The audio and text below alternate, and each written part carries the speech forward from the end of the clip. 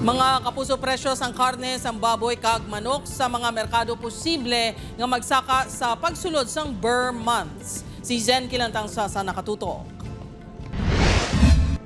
Nagsaka sang 20 pesos ang presyo sang karne sang baboy sa Laganas Public Market. Nagabili subo ang karne sang baboy sa 320 pesos to 340 pesos per kilo.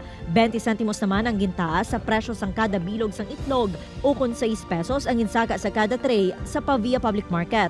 Halin 7 pesos to 11 pesos ang presyo sang itlog depende sa sizes. Depende kay basta magkulang ka ng itlog, wala may magsulod nga mga halin sa mga Luzon na amo na ang gasaka. Samtang nagabili naman ang karne sang manok sa 180 pesos to 200 pesos kada kilo.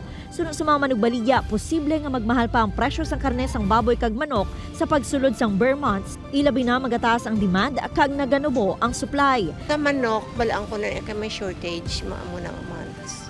So ginahugot man sa supplier na basta may shortage, gasaka siya.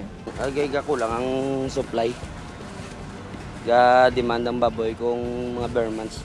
Ang iba ng konsumidor nagakinot sa pagbakas ng suludanon sa isa ka semana, bangod mahal na ang presyo sa mga balaklon.